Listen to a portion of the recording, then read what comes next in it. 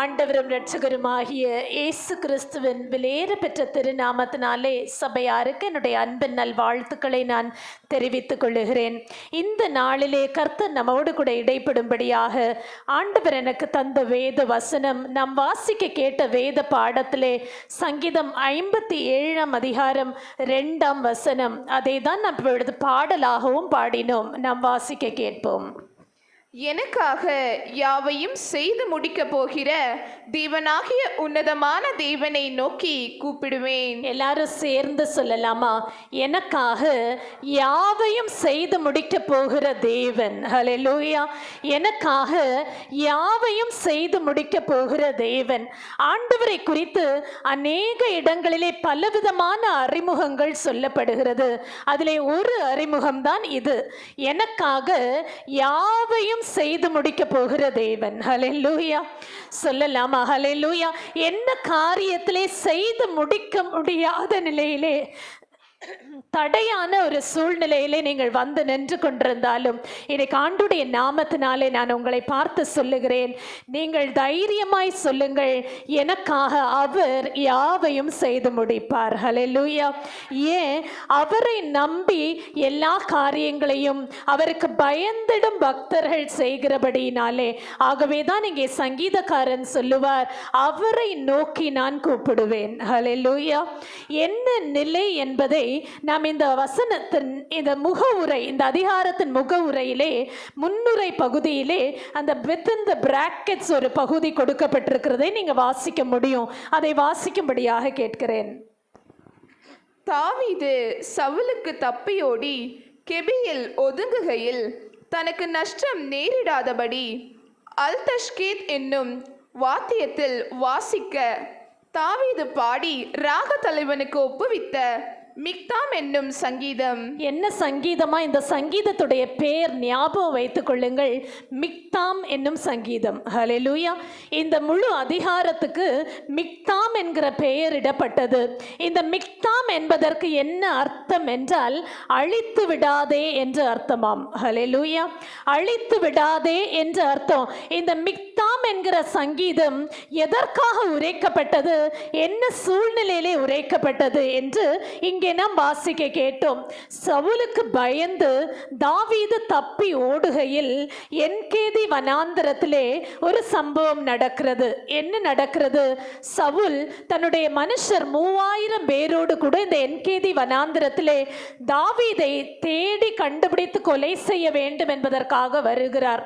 அப்படி வருகிற வேளையிலே தான் இங்கே தாவீது ஒரு குகையிலே அவருடைய மனுஷரோடு கூட பயந்து ஒளிந்து கொண்டிருக்கிறார். அந்த நேரத்திலே இந்த சவுல் தனியாக மாட்டுகிறார். தனியாக இவர்களால் இந்த தாவீது நினைத்திருந்தால் அந்த நேரத்திலே அந்த சவுலை வெட்டி கொன்று போட்டிருக்க முடியும். அந்த சம்பவத்தை தான் நம்ம 1 சாமுவேல் 24 அதிகாரம் 1 வசனத்திலிருந்து நாம் வாசிக்கிறோம். அங்கே இந்த தாவீதோடு கூட இருந்த மனுஷர்கள் சொல்லுகிறார்கள், இதுதான் அந்த தருணம், ஆண்டவர் சத்துருக்களை நம்முடைய கையில் ஒப்பு கொடுப்பார் என்று சொல்லுகிற தருணம் இதுதான் என்று அவரோடு கூட இருக்கிறவர்கள் சொல்லுகிறார்கள். அதை தான் நாம் 1 சாமுவேல் 24:4 வாசிக்கிறோம். வாசிப்போம். அப்பொழுது தாவீதின் மனுஷர் அவனை நோக்கி, இதோ நான் உன் சத்துருவை உன் கையில் ஒப்பு கொடுப்பேன், உன் பார்வைக்கு நலமானபடி அவனுக்கு செய்வாயாக என்று கர்த்தர் உன்னோடே சொன்ன நாள் இதுதானே என்றார்கள். அப்படி சொன்ன உடனேயே இப்படி மனுஷ சத்தம் கேட்கிறது. என்ன சொல்லுகிறார்கள்? இதுதான் நாம் ரிவெஞ்ச் எடுக்க வேண்டிய நாள், நாம் பழி வாங்க வேண்டிய நாள். இப்பொழுது சரியாக வந்து சவுல் நம்மிடத்திலே சிக்கி இருக்கிறான். ஆகவே நீர் கர்த்தர் நமக்கு சொன்ன வாக்கின்படி நீர் செயல்படும் என்று சொல்லி மனுஷர்கள் சூழ நின்று சொல்லுகிறார்கள்.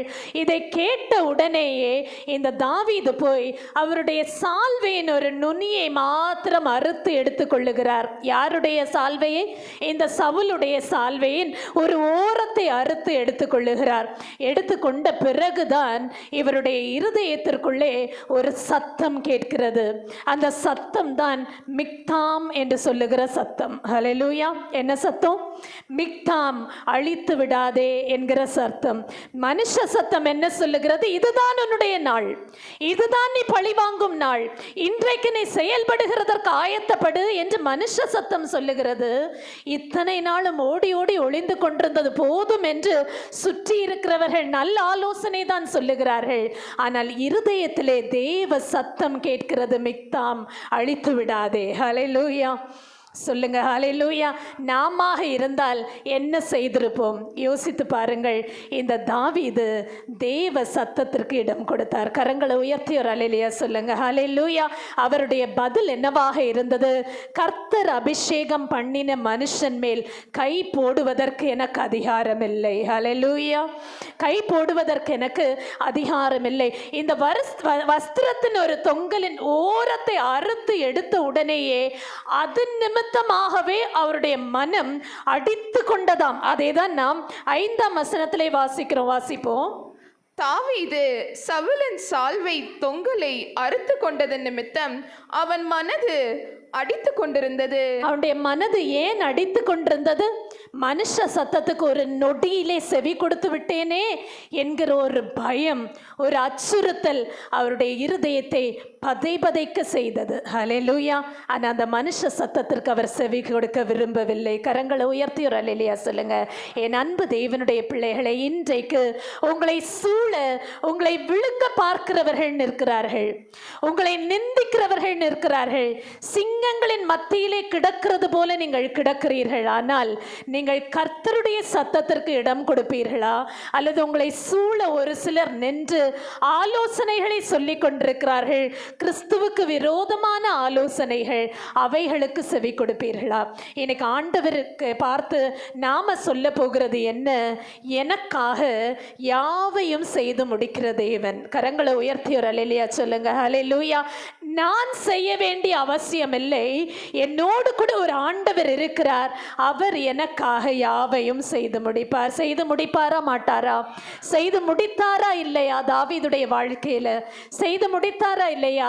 அந்த நேரத்திலே, அந்த அதிகாரத்தின் கடைசியிலே நாம் வாசித்தோமே, ஆனால் இந்த சவுல் இந்த தாவீதை வாழ்த்தி சொல்லுகிறார், நீ நிச்சயமாக ராஜாவாய் இருப்பாய். ஹல்லேலூயா. இவரை ராஜாவாக அபிஷேகம் பண்ணினது நிமித்தம்தான் இவரை கொலை செய்ய வேண்டும் என்பதற்காக வகை தேடி சுற்றி திரிகிறார் சவுல்.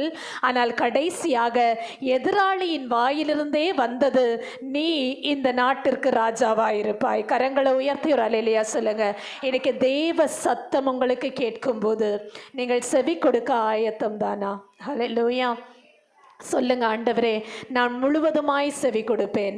என்னுடைய சுய விருப்பத்திற்கும் சூழ்நிலைகளை பார்த்து மற்றவர்கள் சொல்லுகிறதற்கும் நான் கட்டுப்படாதபடிக்கு ஆண்டவர் என்னை குறித்து வைத்திருக்கிற தீர்மானத்திற்கு என்னை நான் முழுவதுமாக ஒப்பு கொடுப்பேன் என்று நீங்கள் ஒப்பு கொடுக்கிற வேளையிலே தேவ சத்தம் கேட்கும் போது நம்முடைய இருதயத்திற்குள்ளே ஒரு நம்பிக்கை பிறக்கும்.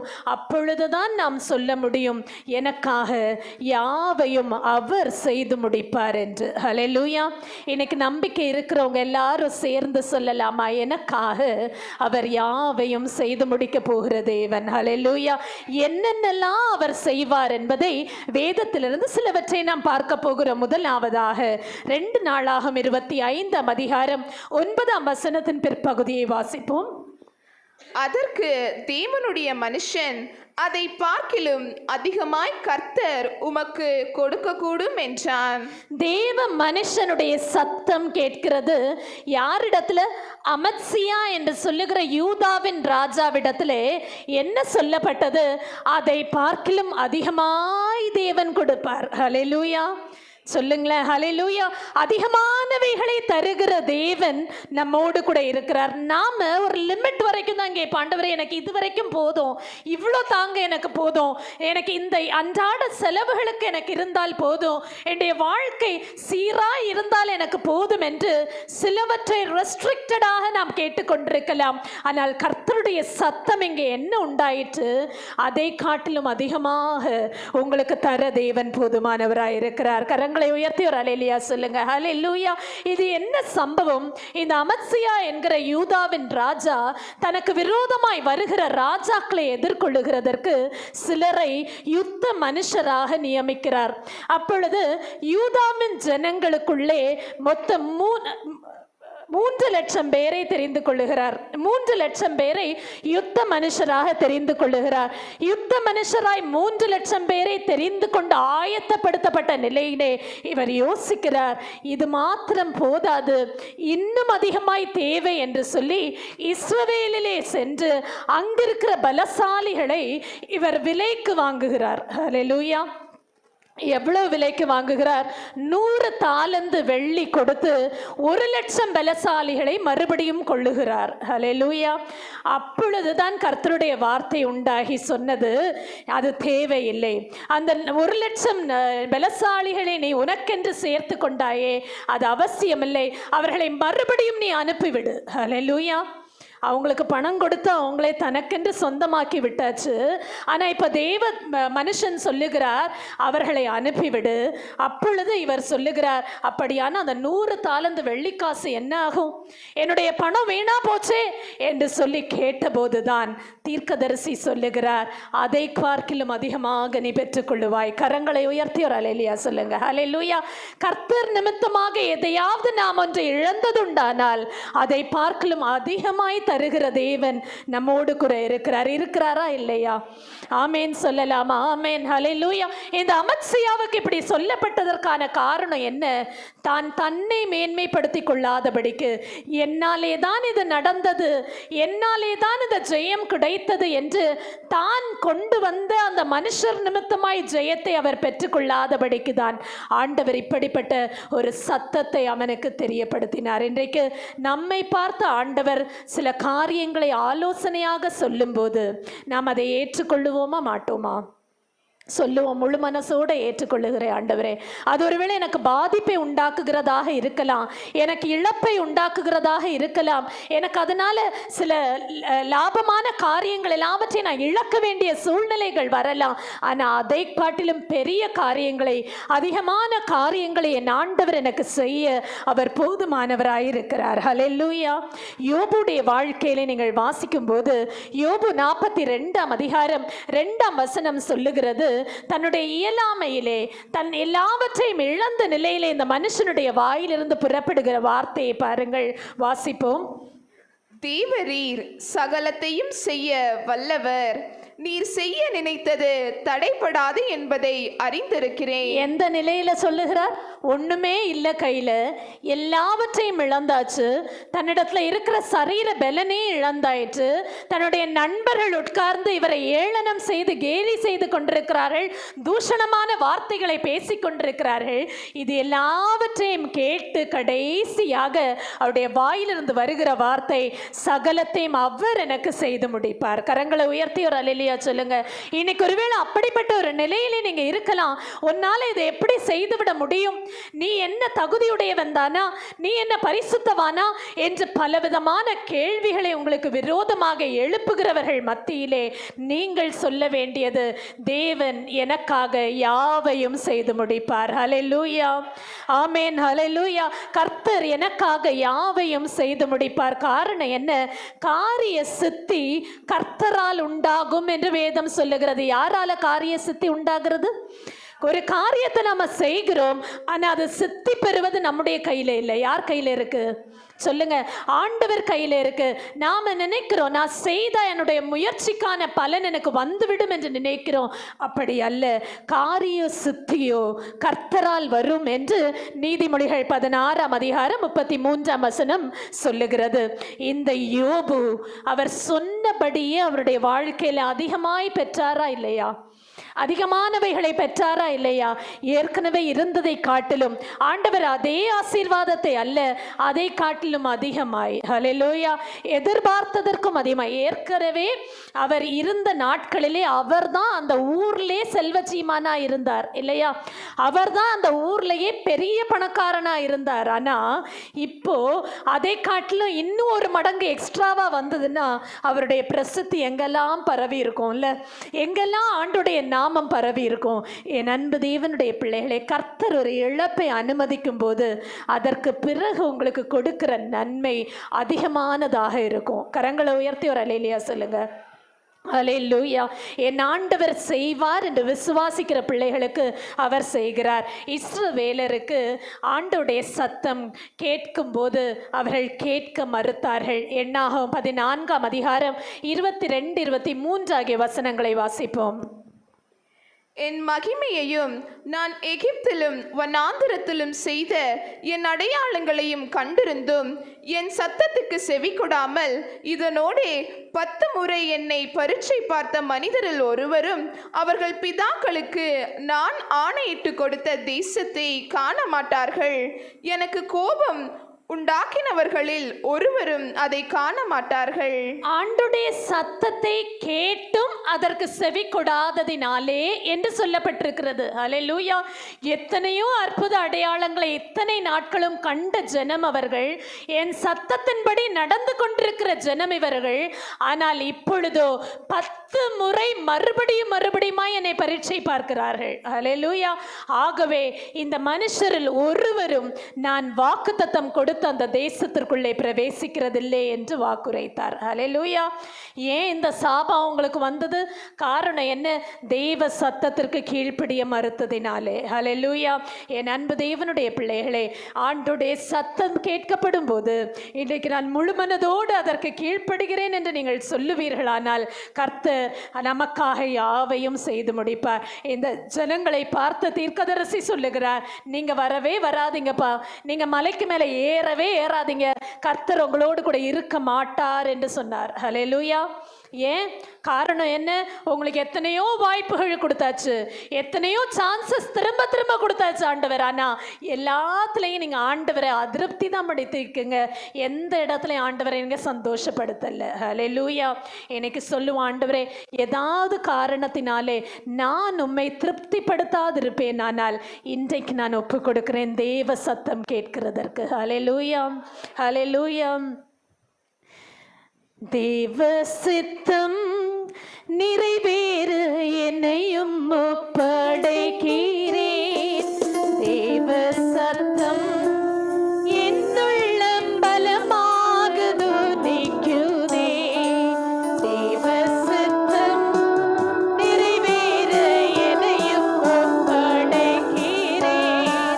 தேவ சத்தம் என்னுள்ளம் பலமாக துணிக்குதே.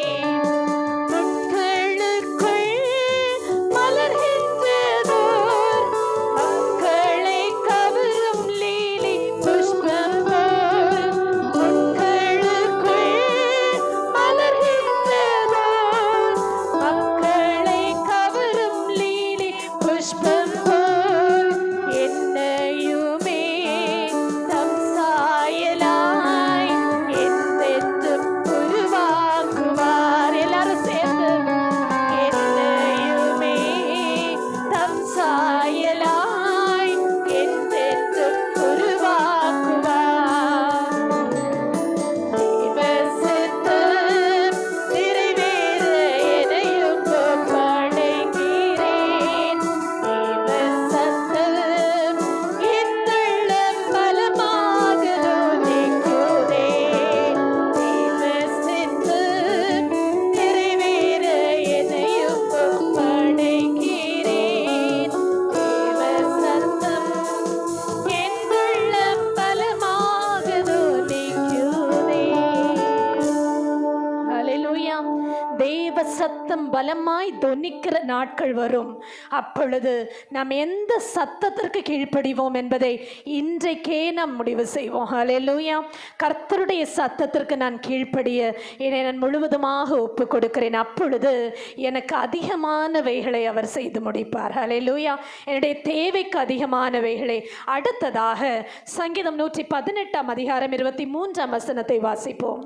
அது கர்த்தராலே ஆயிற்று, அது நம்முடைய கண்களுக்கு ஆச்சரியமாயிருக்கிறது. அடுத்ததாக ஆச்சரியமானவைகளை அவர் செய்து முடிக்கிற தேவன். ஹல்லேலூயா. என்ன செய்து முடிப்பார்? ஆச்சரியமானவைகளை செய்து முடிப்பார். மற்றவருடைய கண்களுக்கு முன்பாக ஆ என்று சொல்லுகிற அளவிற்கு இவனா இவளா என்று நம்மை பார்த்து அப்படியே பிரமித்து பார்க்கிற அளவிற்கு மற்றவருடைய கண்கள் ஆச்சரியமானவைகளை காணும்படியாய் கர்த்தர் செய்து முடிப்பார். கரங்களை உயர்த்தி ஒரு அல்லேலூயா சொல்லுங்க. இவங்களுக்கா இந்த வீடு வந்தது, இவங்களுக்கா இந்த செல்வம் வந்தது என்று சொல்லி சுற்றி இருக்கிறவர்கள் எல்லாரும் நம்மை பார்த்து ஆ என்று சொல்லுகிற அளவிற்கு என் ஆண்டவர் ஆச்சரியமானவைகளை செய்து முடிப்பாரா இல்லையா? ஆமேன் சொல்லுங்க. ஹல்லேலூயா. அதற்கான வாய்ப்புகளை என் ஆண்டவர் உங்களுக்கு உருவாக்கி தருவார். நீங்கள் கர்த்தரையே நோக்கி உங்களுடைய கரங்களை ஏறெடுத்து இருக்கும் போது நம் வேதத்திலே லேகியோன் என்று சொல்லுகிற ஒரு பரிதாபமான ஒரு மனுஷனை குறித்து வாசிக்கிறோம். மார்க்கு சுவிசேஷம் 5ஆம் அதிகாரம் 20ஆம் வசனத்துல இந்த மனுஷனுக்குள்ள 6000 பிசாசுகள் இருந்தது. எவ்வளோ கொடுமை யோசித்து பாருங்க. வழக்கமா இங்க பிசாசு பிடித்து ஆடுகிறவர்களை நாம பார்த்திருக்கிறோம். ஒரு பிசாசு இருக்கும் போதே அந்த பிள்ளைகளை எவ்வளவு அதிகமாய் அது வாட்டி வதைக்கிறது என்பதை நாம் எல்லாருமே கண்டிருக்கிறோம். 6000 பிசாசு ஒரு மனுஷனுக்குள்ள இருக்குமானா அந்த மனுஷன் எவ்வளவு அவதிப்பட்டிருப்பான் யோசித்து பாருங்க. வீட்டில் அங்கீகாரம் இல்லை, வீட்டை விட்டு துரத்தப்பட்ட நிலை, அவன் கல்லறைகளுக்குள்ளே அவன் வாழ்ந்து கொண்டிருக்கிறான், தன்னை தானே காயப்படுத்தி கொண்டிருக்கிறான். ஒருவரும் அவனிடத்துல பேச மாட்டாங்க, அவனும் யாரிடத்துலையும் பேச முடியாது. இப்படிப்பட்ட ஒரு கொடிய நிலையிலே கடந்து போன ஒரு மனுஷன். ஹல்லேலூயா. அவனை எல்லா ஜனங்களும் அறிந்திருப்பாங்க. அந்த ஊர்ல இருக்கிறவங்க இவனை யாருமே வீட்டில் சேர்த்திருக்கல. ஆகவே தான் இவன் கல்லறைகளுக்குள்ளே கிடந்தான். வாசிப்போம் மார்க் 5:20. அந்தபடி அவன் போய் இயேசு தனக்கு செய்தவைகளை எல்லாம் தெக்கப்போலி என்னும் நாட்டில் பிரசித்தம் பண்ண தொடங்கினான். எல்லாரும் ஆச்சரியப்பட்டார்கள். இயேசு அவனை பார்த்த உடனேயே ஆண்டவர் அந்த பிசாசுகளை துரத்தினார். அவன் விடுதலை பெற்றவனாக சென்றான். இயேசுவை குறித்து அந்த நாடு முழுவதும் பிரசித்தம் பண்ணினான். கரங்களை உயர்த்தி அல்லேலூயா சொல்லுங்க. இவனா என்று சொல்லி எல்லாரும் ஆச்சரிய பார்வை பார்த்தார்கள். அதை தான் இங்க வாசிக்கிறோம். எல்லாரும் அவனை பார்த்து என்ன பண்ணாங்க? ஆச்சரியம் அடைந்தார்கள். நீயாப்பா, நீயா இத்தனை நாளும் கல்லறையில கிடந்தியே, உன்னை நீயே நீ அசுத்தமாய் காணப்பட்டாயே, நீ நிர்வாணமாய் காணப்பட்டாயே என்று சொல்லி இன்றைக்கு அவன் அடைந்த ரட்சிப்பின் அனுபவத்தை பார்த்து ஜனங்கள் எல்லாரும் ஆச்சரியப்பட்டார்கள். ஆமென், ஹல்லேலூயா. ஆச்சரியமானவைகளை ஆண்டவர் உங்களுடைய வாழ்க்கையிலே செய்வாரா மாட்டாரா? ஆமென், ஹல்லேலூயா. செய்ய போதுமானவராக இருக்கிறார். இவனை அடக்க யாராலும் முடியாமல் இருந்ததாம். அந்த நிலையிலே தான் ஆண்டவர் அந்த பிசாசுகளை அதட்டினார். அவையெல்லாம் புறப்பட்டு சென்றது. வேதத்திலே யாத்ராம் 8ஆம் அதிகாரத்தில் ஒரு சம்பவத்தை வாசிக்கிறோம். ஆண்டவர் பல அற்புத அடையாளங்களை இந்த ஜனங்கள் மத்தியிலே செய்து இந்த எகிப்தியரிடத்திலிருந்து இஸ்ரவேலரை பிரித்து கொண்டு வருகிறதற்காக ஆண்டவர் மோசேயை கொண்டு அங்கே அவர் முயற்சி எடுத்து கொண்டிருந்த போது இவர்கள் இந்த மோசே செய்கிற எல்லா அடையாளங்களையும் அந்த மந்திரவாதிகளை ஆளும் செய்ய முடிஞ்சது. அல்லேலூயா. அவங்களும் செய்கிறாங்க. அவங்களுடைய தீய சக்தியை பயன்படுத்தி அவங்களாலே சில அற்புத அடையாளங்களை செய்ய முடிஞ்சது. ஆனா ஆண்டவர் ஒரு அற்புதத்தை செய்தார். என்ன? எங்கும் பேன்கள் உண்டாயிற்று. ஹல்லேலூயா. என்ன உண்டாச்சுது? எங்கும் பேன்கள் உண்டாயிற்று. பேன்கள் உண்டான உடனேயே இதை மந்திரவாதிகள் செய்கிறதற்கு முயற்சி எடுக்கிறாங்க. அவங்களால அந்த பேன்களை கொண்டு வரவும் முடியல, அழிக்கவும் முடியல. ஹல்லேலூயா சொல்லுங்களேன். ஹல்லேலூயா. அப்பொழுது அந்த மந்திரவாதிகள் வாயிலிருந்து வந்துதான் இது தேவனுடைய விரல். என்ன சொன்னாங்களா? இது தேவனுடைய விரல். என் அன்பு தேவனுடைய பிள்ளைகள், சில வாதைகள் நம்மிடத்துல இருக்கிறதானால், அவைகள் என்றைக்கும் மாறாமல் இருக்கிறதானால், ஒருவேளை அது தேவனுடைய விரலா என்பதை நம்ம கொஞ்சம் யோசித்து பார்க்கணும். நம்மிடத்துல ஏதாவது பாவ செயல் இருக்கிறதா என்பதை நாம யோசித்து பார்க்க வேண்டும். வாசிப்போம் யாத்ராம் 8ஆம் அதிகாரம் 18-19 ஆகிய வசனங்கள். மந்திரவாதிகளும் தங்கள் மந்திர வித்தையினால் பேன்களை பிறப்பிக்கும்படி பிரார்த்தனை செய்தார்கள். செய்தும் அவர்களால் கூடாமற் போயிற்று. பேன்கள் மனிதர் மேலும் மிருக ஜீவன்கள் மேலும் இருந்தது. அப்பொழுது மந்திரவாதிகள் பார்வோனை நோக்கி, இது தேவனுடைய விரல் என்றார்கள். இது தேவனுடைய விரல் என்று புறஜாதியார் சொல்லுகிற அளவிற்கு அங்கே ஆச்சரியமான காரியம் நடந்தது. ஆமென், ஹல்லேலூயா. நம்முடைய வாழ்க்கையிலே மற்றவர்களால் செய்ய முடியாது, மற்றவர்களால் செய்யக்கூடாத காரியங்களை ஆண்டவர் நமக்கு செய்தருளுகிறதுனாலே ஆச்சரியமானவைகளை கர்த்தர் நமக்கு நிகழ்த்துகிறார். ஹல்லேலூயா, ஹல்லேலூயா. தேவனுடைய விரலின் அதிகாரத்தை நாம் பெற்றுக்கொள்ள ஆண்டவர் நமக்கு கிருபை செய்வாராக. இஸ்ரவேலர் இங்கே எகிப்திலிருந்து புறப்பட்டு வருகிறார்கள்.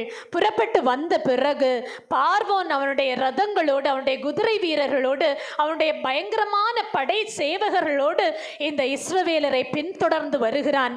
ஆனால் இந்த இஸ்ரவேலரிடத்துல ஒண்ணுமே இல்லை. அவங்க அங்கிருந்து கொள்ளையிட்டு வந்த சில செல்வங்களை தவிர அவர்களிடத்துல ஒண்ணுமே கிடையாது. ஆனா அவங்களிடத்துல ஒண்ணு இருந்தது, கர்த்தருடைய பலத்த கரம் இருந்தது. கரங்களை உயர்த்தி ஒரு அல்லேலூயா சொல்லுங்க. ஹல்லேலூயா. மனுஷர் பலத்தினாலே அவர்களால் ஒண்ணுமே செய்ய முடியாது. ஆனா அவங்களிடத்துல பெரிய ஒரு பலம் இருந்துச்சு. என்னது அது? பலத்த கரம். என்னது அந்த பலத்த கரம்? கர்த்தருடைய பலத்த கரம். கரங்களை உயர்த்தி ஒரு அல்லேலூயா சொல்லுங்க. ஆச்சரியமானவைகளை ஆண்டவர் உங்களுடைய வாழ்க்கையிலே செய்ய அவர் போதுமானவராக இருக்கிறார். அடுத்ததாக சங்கீதம் 145 அதிகாரம் 5 வசனத்தை வாசிப்போம். உம்முடைய சிறந்த மகிமை பிரதாபத்தையும் உம்முடைய அதிசயமான கிரியைகளையும் குறித்து பேசுவேன். எதை குறித்து பேசுவேன் என்று இங்கே பரிசுத்தவான் சொல்லுகிறார்? உம்முடைய அதிசயமான கிரியைகளை குறித்து பேசுவேன். அதிசயமானவைகளை அவர் செய்து முடிக்கிற தேவன். ஹல்லேலூயா. முதலாவதாக அதிகமானவைகளை செய்கிறார், இரண்டாவதாக ஆச்சரியமானவைகளை செய்கிறார், மூன்றாவதாக அதிசயமானவைகளை செய்கிறார். ஆண்டவர் செய்த முதல் அதிசயம் என்ன அதிசயம்? கானா ஊரிலே திருமணத்திலே ஆண்டவர் செய்த அதிசயம். அது என்ன நடந்தது? அங்கே இயேசுவும் ஒரு நபராக கலந்து கொள்ளுகிறார் அந்த திருமணத்திலே. அப்பொழுது திராட்சை ரசம் குறைவுபடுகிறது. குறைவுபட்ட உடனே யாருக்குமே இவரிடத்துல இருக்கிற வல்லமை தெரிய வாய்ப்பே இல்லையே. இதுவரைக்கும் ஏசப்பா எந்த அற்புத அடையாளத்தையும் ஜனங்கள் மத்தியில செய்யவே இல்லை. செஞ்சாங்களா? இதுவரைக்கும் செய்தாங்களா? செய்யல. இப்பதான் ஊழியத்திற்குள்ள நுழையிறாங்க. யாருக்கும் இவர் அதிசயம் செய்வாருன்னு தெரியாது, இவர் அற்புதம் செய்வாருன்னு தெரியாது. ஆனா தாயாகிய மரியாள் மாத்திரம் அறிந்திருந்தார்கள். கரங்களை உயர்த்தி ஒரு அல்லேலூயா சொல்லுங்க. ஹல்லேலூயா. பிள்ளையை பெற்றெடுத்த தாய்க்கு தெரிந்தது இவரால செய்யக்கூடாத அதிசயமான காரியம் ஒன்றுமில்லை என்று. ஹல்லேலூயா. உற்சாகமா? ஆமென், ஹல்லேலூயா. என் தேவனால் செய்யக்கூடாத அதிசயமான காரியம் ஒன்றுமில்லை என்று ஒரு அம்மாக்கு மாத்திரம் அங்க தெரியுது. அவங்க சொன்னாங்க சீஷர்களை பார்த்து, அவர் என்னெல்லாம் சொல்லுகிறாரோ அவர் சொல்லுகிறபடியெல்லாம் செய்யுங்க. கரங்களை உயர்த்தி ஒரு அல்லேலூயா சொல்லுங்க. தேவ சத்தத்துக்கு கீழ்ப்படிங்கன்னு சொன்னாங்க. ஹல்லேலூயா. வேற ஒண்ணுமே சொல்லல, அவர் சொல்லுகிறபடி செய்யுங்கள் என்று சொன்னார்கள். இவங்க செஞ்சாங்களா? செய்யலையா? செஞ்சாங்க. இவங்களுக்கு ஒரு நம்பிக்கையும் கிடையாது. ஏன்னா இதுவரைக்கும் இவர் செய்த அற்புத அடையாளங்களை இவங்க கண்ணார பார்க்கல. பார்க்காத போது செய்தார்கள், அதிசயத்தை பெற்றார்கள். கரங்களை உயர்த்தி ஒரு அல்லேலூயா சொல்லுங்க. இன்னைக்கு அதிசயமானவைகளை செய்கிறதற்கு நம்முடைய பக்கத்திலிருந்து ஒரு உந்துதல் தேவை. ஹல்லேலூயா. வழக்கமா த்ரஸ்ட்னு ஒரு வார்த்தையை சொல்லுவாங்க பிசிக்ஸ்ல. இந்த த்ரஸ்ட் என்பது என்னன்னா, எந்த ஒரு ஃபோர்ஸ் ஆப்ரேட் ஆகிறதற்கும் ஒரு உந்துதல் ஆவி தேவையாம், ஒரு உந்துதல் தேவை. அதுபோல நம்மிடத்துல இன்றைக்கு ஒரு த்ரஸ்ட் தேவை. நம்மிடத்துல என்ன தேவை? இன்னைக்கு ஒரு உந்துதல் தேவை. எதற்கு? ஆண்டவர் அதிசயமானவைகளை என்னுடைய வாழ்க்கையிலே செய்கிறதற்கு. ஹல்லேலூயா, ஹல்லேலூயா. ஆண்டவர் எனக்கு அதிசயமானவைகளை செய்வார். இந்த சம்பவத்தை நம்ம யோவான் 2 அதிகாரம் 5 வசனத்திலே வாசிக்கிறோம். அந்த தாயார் சொன்னதை நாம் வாசிக்கிறோம். அங்க வாசிப்போம். அவருடைய தாய் வேலைக்காரரை நோக்கி, அவர் உங்களுக்கு என்ன சொல்லுகிறாரோ அதன்படி செய்யுங்கள் என்றாள். அவர் சொன்னபடியே அவர்கள் செய்தார்கள். செய்தபோது நன்மையை அடைந்தார்கள். சங்கீதம் 9 அதிகாரம் 1 வசனம் சொல்லுகிறது, எனக்கு அவர் அதிசயங்களை செய்வார், அதை எல்லாவற்றையும் நான் எல்லாருக்கும் முன்னால என்ன செய்வேன்? விவரித்து சொல்லுவேன். இன்றைக்கு சொல்லுங்க, உம்முடைய அதிசயங்களை எல்லாம் நான் விவரிப்பேன். அதுதான் ஒருவேளை நாம செய்ய வேண்டிய த்ரஸ்டோ என்னமோ தெரியல. இதுவரைக்கும் அவர் செய்த அதிசயங்களை சொல்லிக்கொண்டே இருங்கள், இன்னும் அதிசயமானவைகளை நீங்கள் காண்பீர்கள். கரங்களை உயர்த்தி ஒரு அல்லேலூயா சொல்லுங்க. ஹல்லேலூயா.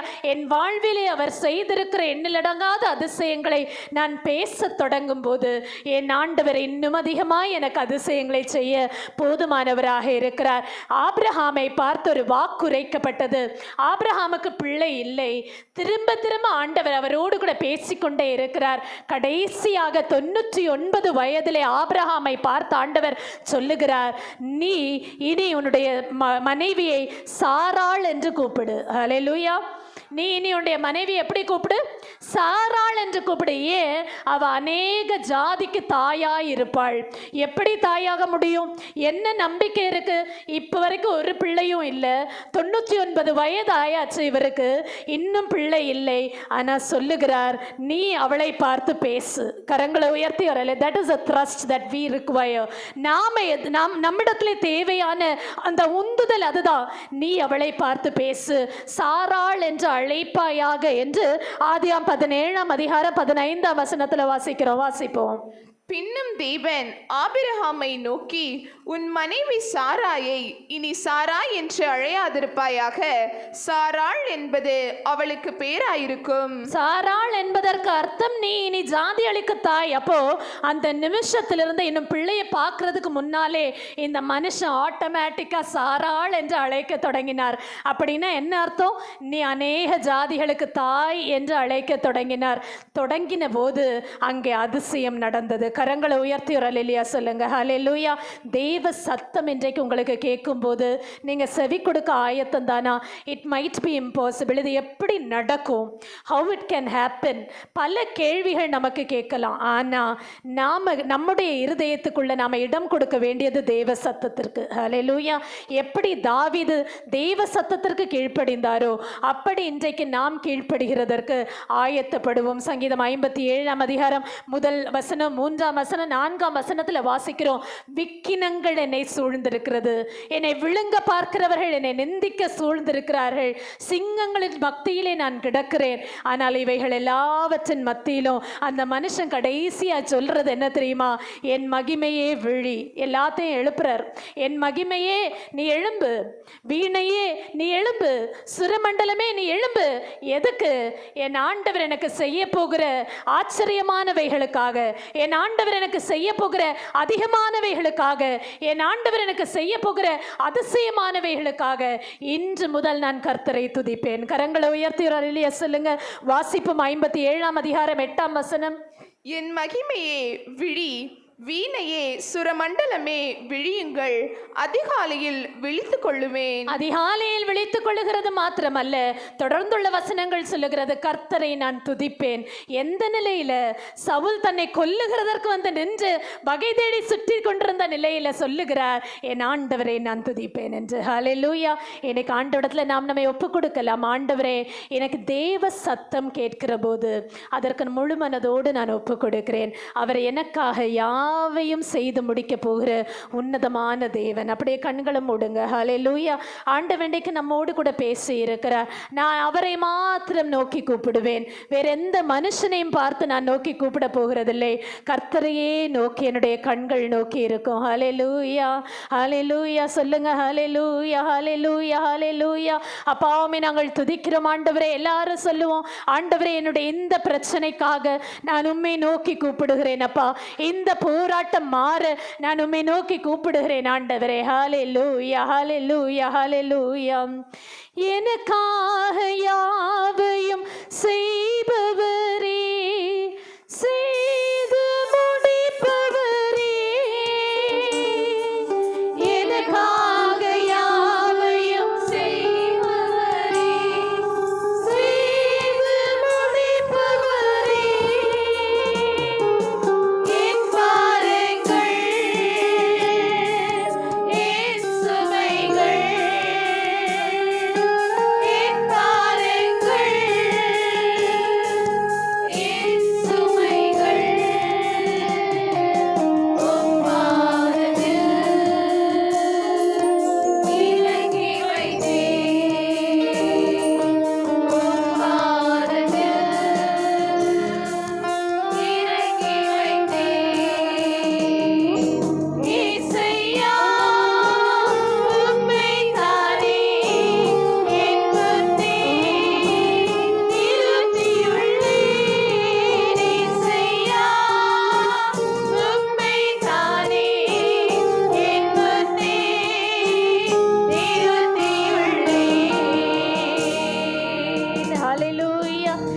எனக்காக யாவையும் செய்து முடிக்க போகிற உன்னதமான தேவனுடைய கரத்தை நான் நோக்கி பார்க்கிறேன். ஹல்லேலூயா. இப்போ கேளுங்க, என்ன ஜெப விண்ணப்பத்திற்காக நீங்கள் இது இன்னும் முடியாம இருக்கு, இன்னும் இதுல ஏதோ தடை வந்து கொண்டே இருக்கிறது என்று சொல்லி கொண்டிருக்கிற அன்பு தேவனுடைய பிள்ளைகளே, வெவ்வேறு விண்ணப்பங்கள் உங்களுக்கு இருக்கலாம், வெவ்வேறு காரியங்களுக்காக நீங்கள் கர்த்தருடைய பாதத்தில் இன்றைக்கு நீங்கள் வந்திருக்கலாம். இப்பொழுது ஆண்டவரிடத்துல சொல்லுங்க, ஹல்லேலூயா ஹல்லேலூயா. ஆண்டவரே, உங்க சத்தத்தை நான் கேட்கிறதற்கு நான் ஒப்பு கொடுக்கிறேன். நீங்க எனக்காக யாவையும் செய்து முடிங்கப்பா. ஹல்லேலூயா. இதை இந்த கண்கள் காணும்படியாய் செய்தருளுங்க என்று கேளுங்க. ஆண்டவர் நமக்கு பெரிய காரியங்களை செய்வார். ஹல்லேலூயா. எங்களை நேசிக்கிற நல்ல தகப்பனே, நன்றியோடு கூட துதிக்கிறோம் ஆண்டவரே, மெய் ஸ்தோத்திரிக்கிறோம். உடைய பிள்ளைகள் வேண்டிக் கொள்ளுகிற யாவையும் என் ஆண்டவர் அவர்களுக்காய் செய்து முடிக்க போகிறதற்காய் நன்றி செலுத்துகிறோம். என்ன காரியமா இருந்தாலும் சரி, என் ஆண்டவர் எல்லாவற்றையும் தம்முடைய கரத்தில் ஏந்தி கொண்டு உடைய பிள்ளைகளை வழி நடத்துவீராக. இந்த நாள் முழுவதும், இனி வருகிற நாட்கள் முழுவதும் தேவ கரத்துக்குள்ளே நம்முடைய பிள்ளைகளை நான் ஒப்புக் கொடுக்கிறேன். இது தேவனுடைய விரல் என்று சொல்லக்கூடிய அளவிற்கு அற்புத அடையாளங்களை காண செய்தருள்வீராக. தாழ்த்துகிறோம், ஒப்புக் கொடுக்கிறோம், தாங்கி வழி நடத்தும். இயேசுவின் நாமத்தில் ஜெபிக்கிறோம் எங்கள் ஜெபம் கேளும் நல்ல பிதாவே. ஆமென் ஆமென். உங்களுக்கு இந்த ப்ரோக்ராம் பிடிச்சிச்சா? அப்பனா